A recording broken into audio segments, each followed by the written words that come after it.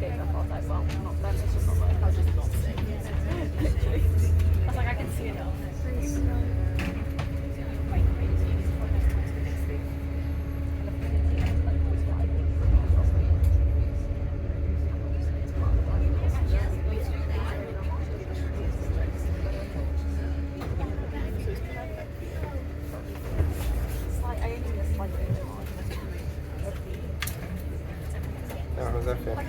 Now, ladies and gentlemen, welcome on board. Anyone who wants to drive the boat? You got the invisible man driving the boat at the moment, doing a better job than the two of them up on deck. Look, first of all, anybody from Dublin on the boat? Okay, if so, if the tour is terrible, it's their fault because I have to tell the truth, okay? So look, first of all, Brendan gave you the safety briefing. I have a couple of things to add to it. Please don't fall into the river. If you do fall into the river, please don't swallow the water. You'll die a slow, painful, horrible death. Nobody drowns in the River Liffey. People die from a gastric complaint from swallowing the river. Anyone drinking Guinness either earlier today or last night? Come on, hands up. The bad news, my friend, Guinness is not made of Liffey water. That's a lie we tell the gullible tourists. The Guinness is made from canal water. That's your stomach and your mind taken care of. The other thing is, on most boats, the protocol is women and children first. Not on this boat. It is tour guides first. Not because I don't care about you. I can't swim. Which is either extreme stupidity or complete confidence in the two gentlemen behind me. Look, I've worked on a boat for 3.5 years. I still can't swim. I need somebody near the front of the boat to volunteer to be my personal lifeguard. Can you swim? No, okay, no, okay. Look, so first of all, a couple of things to tell you about the river. The good news is this is the first tour that we're doing fully today, as in the tide is on our side. It is a very tidal river. Tidal range on this river is 4 meters, 12 feet, every 6.5 hours. If it was 6 hours, it would be perfect. It'd be the same every day. So the tidal range on the river is 4 meters, 12 feet. You can see it there on your left. That upper green line is still there from St. Patrick's Day, because every 17th of March we dye this river green to celebrate our patrons. No, we don't. Just seeing if anyone's listening to me. In Chicago they do. In Melbourne, Australia they do. In Savannah, Georgia they do. New York sometimes. Dublin people will tell you quite unfairly today that this river is dirty enough without any humans getting involved. That's not true. Look, when I grew up on the banks of this river in the 70s and 80s, the river was filthy. People weren't as environmentally aware as they are today. So when we were kids, we didn't call it the Liffey. We used to call it the River Whiffy or the River Sniffy, because you could smell it from half a mile away. Today, it's a very healthy population of salmon in this river. Every few days we see seals in the river. Once or twice a year we see dolphins further toward. You're not going to see them, guys, okay? But they're up on the way to Guinness. There's a rumour there's a leak in one of the pipes. So look, that will tell you how healthy the river is. But look, the most important thing you need to know about this river is, if it wasn't here, Dublin would not be here. Okay, the whole reason for the founding of a small settlement on the banks of this river thousands of years ago was as a crossing point on a journey around Ireland. If you're travelling around Ireland from north to south, south to north, the River Shannon, the longest river in Ireland, was a barrier to your progress. So you would have been forced to come to the east coast, where we are now. You would have found yourself on the left bank, the south side. If you look, folks, out of your right hand side, you might be able to see in the distance, you can just about make out the green dome of a church. It's kind of blocked by this bridge. It's about 1 kilometre in front of us. That's where Dublin began life, because that's where the River Liffey was narrowest and shallowest. People would wait on the riverbank for the tide to go down. When the tide was down, they put sticks in the bottom of the river and they tiptoed across the river on those sticks at low tide. So the little town that grew up on that spot, in English it was known as the town at the crossing of the sticks, but in Irish it became known as Ballia Áha Clia, which is still the Gaelic name for Dublin thousands of years later. Now, lovely building on your right hand side. Today it's a hotel. That's the site of the old customs house. So from 1707, boats would sail right up to where that building sits today to unload, pay their taxes. It's a hotel today called the Clarence Hotel, owned by the second most annoying Irishman in the world. The most annoying Irishman in the world is, of course, Conor McGregor. Apologies on behalf of all Irish people. Second most annoying Irishman in the world is Bono. So that's Bono's Hotel. You might look on the roof there. It looks like an observatory on the roof. That's actually the jacuzzi in the honeymoon suite. In the last 4 months, I have seen both Ed Sheeran and Harry Styles, not together, wave naked down on us. No, I'm only joking. That's how rumours get started. Look, it was a story for people to take home with them after attending the concert. All right, now, I want you to look on your right. There's an opening in the river wall on your right hand side. Everyone see that? Yeah. Okay, so that is how Dublin gets its name. I will explain. Some of you may have been to Dublin Castle. Some of you may have been to St. Patrick's Cathedral. What you don't know is, or what you may not know is, there's a river runs under this city today. Enters the River Liffey over your shoulder. It's called the Poddle. Poddle. When the Vikings were here, the Vikings came to Dublin and established a trading port in the year 841. Where Dublin Castle sits today, the River Poddle used to collect in a big dark pool before it flowed into the River Liffey. The Vikings used to keep ships there. At one stage there was 200 Viking ships in that dark pool. The Gaelic name for a dark pool is on Dublin. So from Dublin, you get Dublin. The Vikings called this place Dublinia. Vikings called it Tiflin. Romans call it Dublinia. Dublin, Oscuelga, Dublin in English. Now, ladies and gentlemen, I have some news for you. If you have not walked across the bridge in front of us, you have not officially been to Dublin. Okay, this is our favourite bridge. In fact, we love it so much, we give it the highest award possible. We've named a pub after it. Okay, there's a pub on your right called the Halfpenny Bridge Inn. That will give you a clue as to what everyone in Dublin calls this bridge. That's not what officialdom calls it. This bridge has got 3 names. Okay, the first 2 nobody knows, nobody uses. It's called the Wellington Bridge. Duke of Wellington, Arthur Wellesley, was born in Dublin, I think 1759. He is still the only Irishman to be elected Prime Minister of Great Britain and Northern Ireland. You guys had your chance 2 weeks ago, that's all I'm saying. So the bridge was built the year after Waterloo. Anybody from France on the boat? Okay, sometimes we tell French people the bridge was made from cannons captured from Napoleon by Wellington and melted down. C'est pas vrai, okay, it's not true. The bridge was built by a man called William Walsh. William Walsh was a ferryman. In 1814, he would row people backwards and forwards on that spot. He owned 7 boats. His boats were in very bad condition.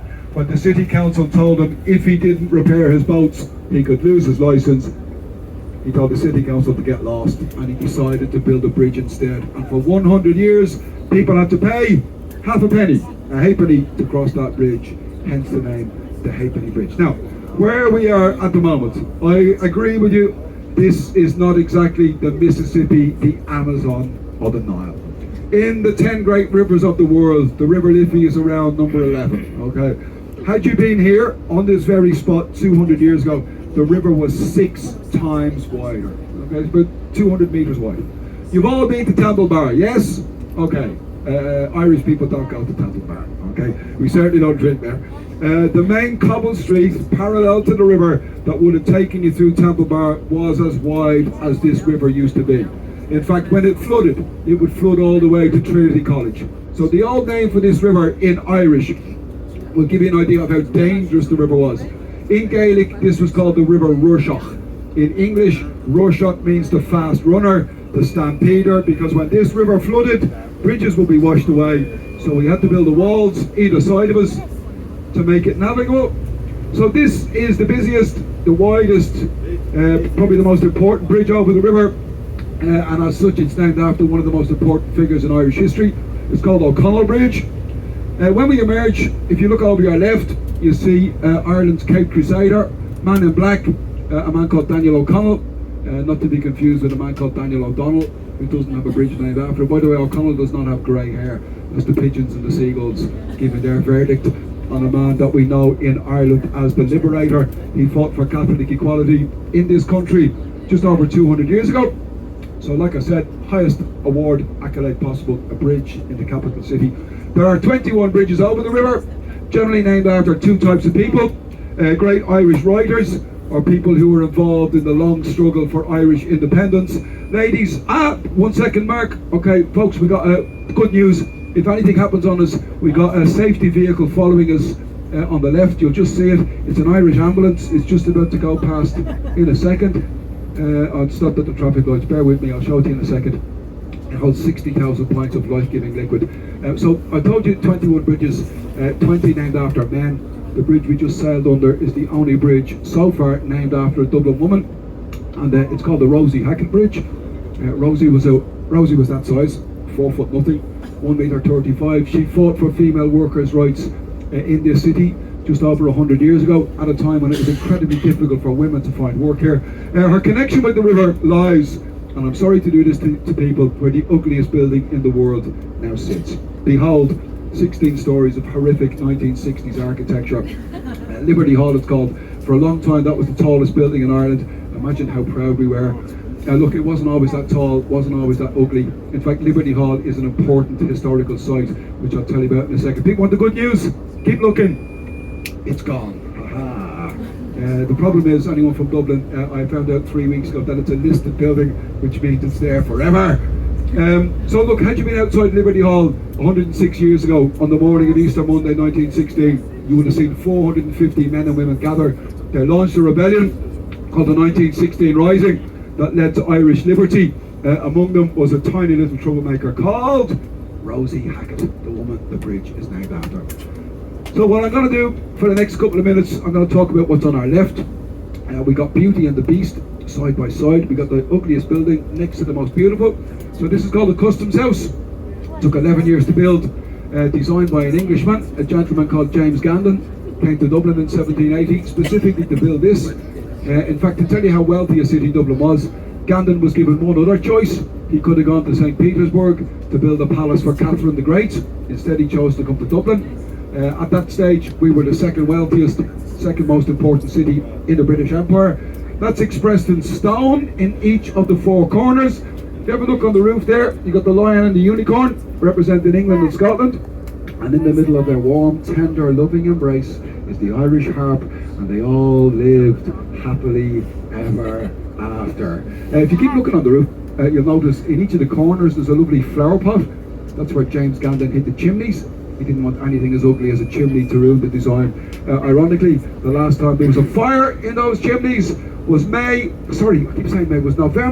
1921, during the Irish War of Independence, when the IRA burnt that building to the ground because of what it symbolised. There are stories of Dublin firemen turning up to the fire, not with buckets of water, but with buckets of petrol to keep the fire burning. Now, ladies and gentlemen, there's 2 choices. I could talk about, how many people want me to talk about banks and insurance companies? Oh really? Come on. They had the choice, because instead we're going to talk about something much more uplifting. Death, famine, misery, starvation, emigration and disease. I want you to look to your left, just where this group of people are gathering. They're gathering in front of the most powerful work of art in this city. 6 starving figures on the banks of this river marks the spot where on the 17th of March 1846, St. Patrick's Day, a boat called the Perseverance left Dublin, sailed to Liverpool. From Liverpool, those poor people crossed the Atlantic Ocean to Canada, made their way to America. The first of what became known as famine ships. 1 million Irish people left this country in 5 years, driven away by starvation and disease. Changed the course of Irish history. It might have changed the course of where some of you guys are from. When the famine began, we had 8.5 million people living in Ireland. Today we only have 7. And yet there are 90 million people around the world who tell us that they're Irish. Some of you might be on the boat. Look, we don't blame you. We've slowly taken over the world. We've used 2 things. The first, obviously, was alcohol. The second are the Irish people. So on your left is Epic Ireland, the Museum of Irish Emigration. So folks, if you're Irish, if you think you're Irish, if you hope you're Irish, if you'd like to be Irish, or if you're from the UK and want to find out if you can get an Irish passport, girls, to stay European, on your left is Epic Ireland, where you'll find out stories of Irish people and the lives they led when they left here. So we are going to do a circle in the river here. We're going to get up close and personal to the most important boat on the river. Oh, we're not, sorry. We're going to circle on the way back, sorry. So look, I'll tell you more about this boat on the way back. For now, she's a replica of a famine ship. Now, when I say replica, it's a faithful replica. The original Jeannie Johnson is at the bottom of the Atlantic Ocean. So it was on boats like that 1 million Irish people left. So look, we're going to keep it for on the way back. Yes, gentlemen? Yeah, okay, cool. Right, so look, we'll carry on. So I'm going to press the hell out of you going by there on the way back. I want you to have a look in front. Some of you may be able to work out what the bridge in front of us was designed to look like. Look, it's not that, I'm not being a smart ass, it's not that difficult. It was designed to look like the Irish harp. If you remember, I told you, bridges are named after writers or rebels. Dublin is a UNESCO World City of Literature. We're the only city in the world to have 3 of our citizens win the Nobel Prize for Literature. We love our writers in Dublin. We just don't read their books or go to their plays, okay? So the bridge is called the Samuel Beckett Bridge, the last man from Dublin to win the Nobel Prize. It was built by a fabulous Spanish architect called Santiago Calatrava. Anyone who's been up towards the Guinness Brewery, he also built the James Joyce Bridge. So look, before I tell you the story of the building of this bridge, it is confession time. When you become a tour guide in Dublin, you have to take an oath of office on a whole stack of travel guidebooks. Lonely Planets, Rough Guides, etc. I swear never to let the truth get in the way of a good story, okay? So, Calatrava was looking for inspiration, put his hand in his pocket, started absent-mindedly flicking a coin in the air. As that coin spun, his eye was attracted by the harp, so he decided to build a bridge to look like Ireland's national emblem on our money, on our passports, on brown envelopes the Irish government sends to its citizens when they're in trouble, on the side of a dark liquid with a creamy head that we're not paid to advertise yet. So these large pillars on your right, what look like door stoppers, that is exactly what they are. They are there to protect the bridge when it opens. Folks, today's Tuesday, isn't it? So there is a chance that the bridge might open. It opens every second Tuesday at 8:45 for maintenance. I've seen it open once in 3.5 years. It actually, now folks, by the way, Mark is in training, so Mark's going to have to learn to be insulted by me. The bridge is a little bit like Mark, in that it swings both ways. You ready for that, Mark? Okay. It takes 3 minutes to open, weighs 6,500 tons, a fantastic site, built to connect high-tech Dublin on your right, financial Dublin on your left. Now, folks, if you look over your shoulder, just over those grey shirts or bridges, you see a church spire. That's where my father was born. If my dad came back to life today, he would be amazed at the transformation his hometown has undergone. Take this building on your left, Dublin's Convention Centre, holds 8,000 people, known to some tour guides as the Dyson vacuum cleaner, for obvious reasons. Look, if anyone's in Dublin the weekend before last, it was full of 8,000 very unusual people. It was where Comic Con was held. However, that's not the strangest collection of people that have been in that building in the last 3 years. For 2 years, it's where the Irish Parliament sat as a result of COVID, so it was full of comedians and chancers for 2 years. Look, everything has been demolished and rebuilt, nice and shiny and modern and new, with lots and lots of plate glass. If you look to your left, you'll notice, first of all, there's normally very few boats on the river. One boat called the Killarney is moored here permanently. This boat was built in Dublin in the late 50s, spent most of its life in Cork, where it was used as a tender to take passengers out to larger vessels in the harbour. We've managed to bring it home, back to civilization, and we've moored it alongside the only part of the river that has not been, in that wonderful word, redeveloped. Okay, on your left, Green Shutters building was a railway station. The building with the blue door was a hotel. For those of you not from Ireland, you may not realise that we have always been a nation of emigration, exporting our people. In the 1950s, 400,000 Irish people left from this stretch of riverbank on both sides of the Killarney. 80 kilometres, 50 miles across the Irish Sea, driven away from this country, economically. So much so that today, when Irish people leave this country and we emigrate, people say that you've taken the boat. Even if you leave on an aeroplane. Now, a couple of things to point out to you. We got a visiting boat. It wasn't in this Phoenix, was it? So this is the Phoenix from Portsmouth. I know absolutely nothing about it. It only arrived overnight. I'll check on Google when we come back at lunchtime just to see. It's not very impressive, is it? It's looking a bit ramshackle. Now, what's more interesting is that gold building on your left. Irish people on board, cover your ears or prepare to get very, very, very angry. That's our new central bank on your left. Built to replace the perfectly fine central bank we had in Temple Bar at a cost of 140 million euros, ladies and gentlemen. Almost worth it for the optical illusion. I want you to look at the gold panels on the side of the building. Keep your eye on them, because the further we sail away those panels now look like they are lifting away from the side of the building. So keep your eye on them. According to the architect, they are supposed to remind us of sails, sails blowing in the breeze, the sails on the tall ships that would have brought trade and prosperity to the city on the banks of the river. Now, I did this a few weeks ago. People of a certain age may understand. Folks, there we got the Mary Celeste on your left hand side. The Irish Navy has abandoned its boats. I don't know what's going on. Now, if you look left, there's a massive hole in the ground. The only part of the riverbank yet to be redeveloped. Now, first of all, there's an unwritten rule in place everywhere in the world where land overlooks water. Rivers, lakes, the sea. That land is worth a lot more money than land that doesn't. So, on your left is a hole in the ground. Now, and the Irish people on board, I want you to promise me something. You're not going to get in touch with Johnny Ronan to tell what I'm telling about. Okay, so look, for those of you that are not from Dublin, land to your left, you'll see there are two words written all around that. It says Ronan Group.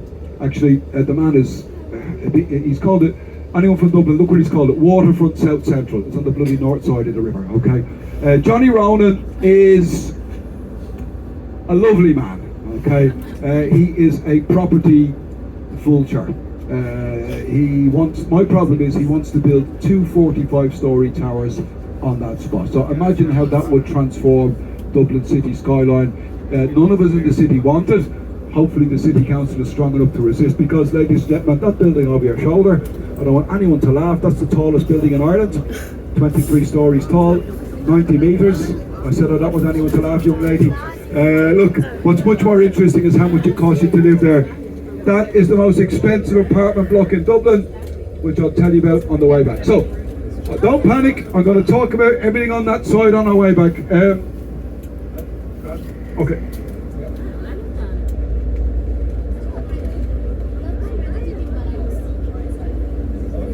So Brendan has just informed me the Phoenix there was built in Denmark in 1929 as a missionary ship. So it was there to take the message of God to the world. Now, have a look to your left, folks. You got a nice view of the city skyline. You ladies from the UK, building just across from Liberty Hall is known locally as Canary Dwarf. Okay, sorry, had to be done. Now, if you look left, a couple of things to point out to you. I want you to remember the name Grand Canal. I want you to look, by the way, anyone from the Alps, the Pyrenees, the Himalayas, the Rockies, the Andes, please don't laugh. They are mountains in the distance. The Wicklow Mountains, they're about 1,000 metres tall. The other thing you're going to see in just about a second is a sports stadium. You're going to see the Aviva, the old Lansdowne Road, where we play football and rugby. Not the biggest stadium in Dublin. We got the other one on the other side of the city called Crow Park, which holds 82,500 people. The reason we have two big stadiums is the people that own Crow Park will not allow what they call foreign games to be played on their sacred field, and yet next month they're allowing crimes against humanity to take place.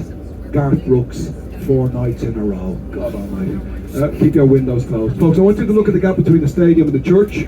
In the distance, I'm going to show you a volcano just coming into view. There we go. You just see the outline in the distance. There we go. Now, something you didn't expect to see. Anybody on the boat from Brazil? Because that boat is called, that's called the Sugarloaf. Any similarity between Dublin and Rio de Janeiro comes to an end. The Sugarloaf forms part of the Wicklow Mountains, where this river starts its journey. If you were to follow the river from where it rises to where we are now, it's 80 miles, 130 kilometres. If you drew a straight line, you'd discover that the river would only be 15 miles, 23 kilometres. So the River Liffey is like an Irish man or woman coming home from a good night out. You don't walk home on a straight line, we get home eventually. So, back to Capitol Dock. Over your shoulder, tallest building in Dublin, not very interesting.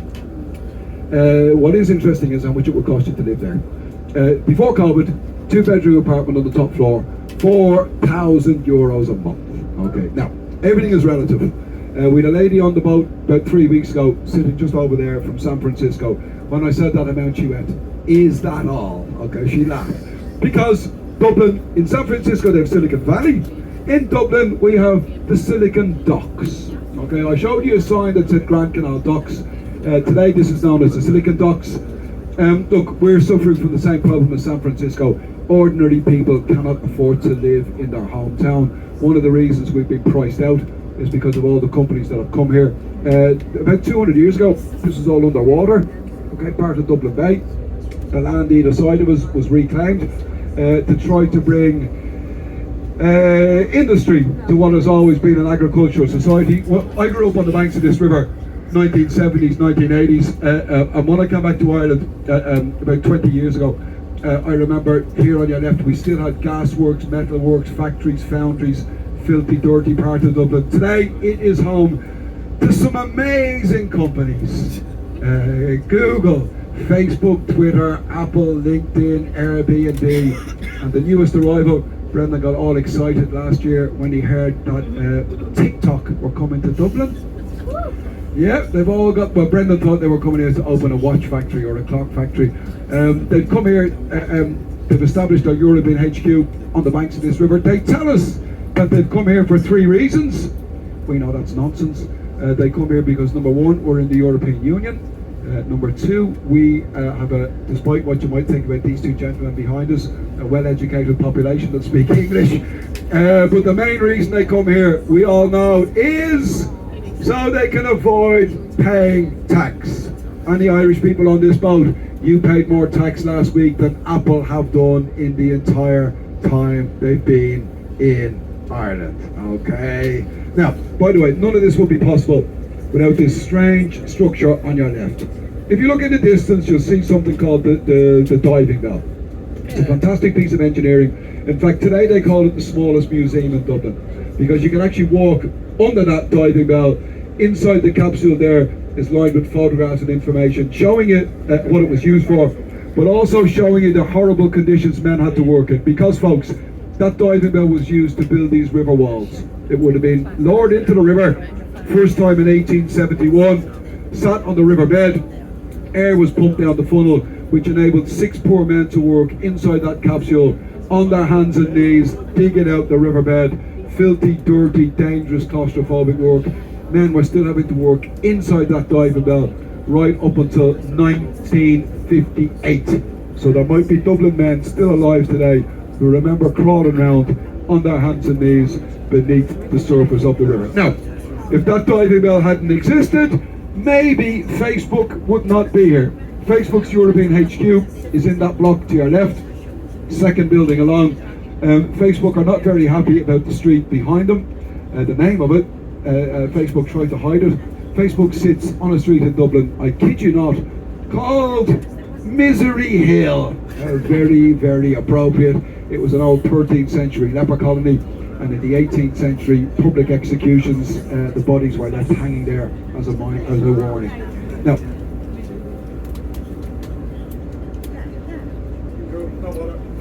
Now, pub on our left, called the Ferryman. I'm more interested in the name, but it's been there for 240 years. Ferryman name is a little bit of a clue. If you lived around this part of Dublin until about 40 years ago and you wanted to cross this river, you had 3 choices. You could swim, which is not to be encouraged. You could walk, but you have to walk almost to O'Connell Bridge, or you could catch a ferry. The ferries were cheap, they were plentiful. Unfortunately, what happens when you build bridges, nobody needs ferries anymore. So the first ferry ran on this river in 1665. Last ferry ran in 1984, the day the bridge we turned out opened. So for Dublin people, this was a very, very traumatic day, because anyone from this city will tell you the main reason this river exists is to help people on the left bank of the river here having to mix with the people that live on the opposite side, because, folks, everyone in Dublin is one of 2 things. If you go from the left bank of the river, you're a Southsider. If you go from the right bank of the river, you're a Northsider. Hugely important, can change the course of your life, where you go to school, who your friends are, what job you find, who your husband or wife will be, what accent you use, because Southsiders to the left are white collar, Northsiders are blue collar. Southsiders have too much money, Northsiders have no money. Southsiders are wealthy, arrogant to play rugby. Northsiders are honest, reliable, trustworthy, hard-working, good-looking, sexy. Any Northsiders on the boat? Okay, well, there we go. So look, we're going to act like Northsiders, and we're going to do what Southsiders expect us to do. Mark, can we stop the boat, please? We're not going any further till you give us your money, your passports, your jewellery, your phones, your children. Okay, thank you, Mark. Because what happens is Southsiders make fun of Northsiders all the time. What you call a Northsider in a suit? Guilty. Why would a lady from the south side of Dublin go out with a man from the north side to try to find her handbag? Okay. Now, by the way, they just informed me that the tide is running too quickly here for us to do a tour. But I'll tell you a little bit about Gina Johnson as we go by. First thing is, it was on these boats that 1 million Irish people crossed the Atlantic. You'll notice there's no windows, no portholes. That's because this boat was never built to take people. It was built to carry wood, so it was converted into a passenger ship by building as many bunk beds below deck. Largest number of passengers this boat took was 254. Journey took you 7 weeks. All of the majority of which you spent below deck in the dark. So what happens is disease spreads really quickly. Sailing to Canada, up to 30% of the passengers died on those boats. We call them coffin ships. The reason why that boat was rebuilt over any other, Jeannie Johnson sailed 16 times in 8 years, took 2,500 people away from Ireland. Nobody ever died on that boat, which is a remarkable tribute to the fact that it was Irish owned, Irish captained, and had a doctor on board for 4 years. Now folks, I want to show you my favourite statue in Dublin. I want you to look on your left. There we go, okay. You're going to see a man pulling on a rope. We're just about level with him. It's called a lineman, just when those two gentlemen in grey are walking past. This is my favourite statue in Dublin because it's to my two granddads and my great-grandfather. My two grandfathers and my great-grandfather were all dockers. They all worked on this river, loading and unloading boats by hand. Boats would have been unloaded by hand along this stretch of river until the late 60s. Anytime I walk past that statue, I give his head a little rub to say hello to my granddad, but also I'd like to acknowledge the fact that, you know, I don't have to work very hard for a living. All I do is tell lies into a microphone, whereas those gentlemen had to do much more dangerous, difficult work. Now, other statues. Anybody on the boat from Canada? Reason I ask is, okay madam, please don't take this the wrong way, are you from Toronto? Okay, because those statues on the side of the river in Dublin, they have a twin sculpture in Canada by the same sculptor, a man called Rowan Gillespie. Statues in Dublin were there since 1997. He's called them Departures. In 2007 he was commissioned to do a sister sculpture in Toronto. There's only 5 statues in Canada. The missing statue represents the people that died on the voyage. So he's called the work of art in Canada Arrivals. Now we're going to go back in time. We're going to leave 1991 behind us, and we emerge from under this bridge. We'll have gone back exactly 200 years to 1791. If you sailed into Dublin after 1791, this was the first sight that would greet you from the open sea. Like I told you, built to impress, to showcase Dublin's power and wealth. However, folks, all is not what it seems. This building was a gigantic property scam, because the land here was available very cheaply. It was waterlogged. A bunch of local businessmen, anyone from Dublin will recognise the names Gardner, Beresford. They got together, bought this land. 11 years, 24 million euros later, they had the customs house. One problem remained, folks. We already had a customs house. Remember I showed you Bono's Hotel? Okay, so how on earth were these men going to protect their investment and stop boats from sailing past here, continuing right into the heart of Dublin and tying up alongside the customs house? They came up with a very clever solution to protect their investment. They hired the same architect, James Gandon. They got him to build a bridge where O'Connell Bridge sits today, on one condition, that boat be too low for boats to sail under. So boats had to stop there, had to unload there, had to pay their taxes there. Those men made an absolute fortune. Now, if anyone checks out on Google Maps later the route, please don't be offended by the name of this bridge. It's not, so it's called Butt Bridge, B-U-T-T. Brendan tells people it's named after the part of my anatomy that I talk through during the tour. It's not, it's called, named after a man called Sir Isaac Butt, who died the year the bridge was opened. Now, last thing I'm going to talk about is something that begins with G, ends in 2 S's, 2 N's in the middle. The reason I'm telling you is, if you look to your left, you'll see these huge metal rings in the wall, okay? For those of you who haven't visited the Guinness Brewery, it is about 2 miles, 3 kilometres in front of us. One of the great sights of Dublin are these fantastic silver tankers that go backwards and forwards along the river all day, taking the beer from the brewery in front of us to the port behind us. Anyone on board from the UK who drinks draft Guinness in Britain, that's where it comes from. Look, up until each one of those, like I said, has 60,000 pints of Guinness. They're where all Irish people learn to swim. That's why we're so good at the breaststroke. Up until the late 60s, Guinness used the river. They used flat-bottom barges, which again left the brewery in front of us, sailed to the port behind us. Guinness had their own fleet of 4 boats that took the beer over to the UK. If the tide was too high or too low, as you can see at certain stages, the clearance under these bridges is very, very tight.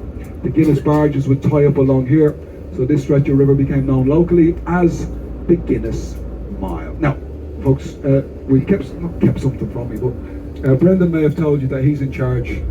Oh no, he's not. On this river, we answer to a higher power. We answer to a divine power. We answer to a goddess. Okay, in Ireland we have 13 river gods. Ladies, 12 of them are men, okay? But the most important one is the goddess of this river. I'm going to introduce you to her in a second. The name of this river in Irish is Ahoy na Liffey. From Ahoy na Liffey, you get a wonderful woman called Anna Livia. If you want to see her, as we emerge from O'Connell Bridge, if you look out through the roof, over your shoulder, right into the centre of the bridge, you see a beautiful woman's face there, looking down on the river. That is Anna Livia. Yet again, she's made sure that we haven't crashed the boat, and she's delivered us back safely and in one piece. So, ladies and gentlemen, I want you just to stay in your seats just for the next couple of minutes while we tie the boat up. I'm going to have to go outside and do a bit of work. Look, Brendan will give us the go-ahead. A couple of things. Thank you very much for deciding to spend part of your day on the river with us in Dublin. Enjoy the rest of your time here. Gura Mila Mahagut, thank you very much.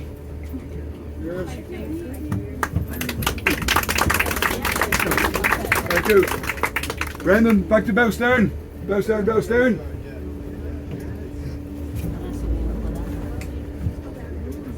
Hatch up or down?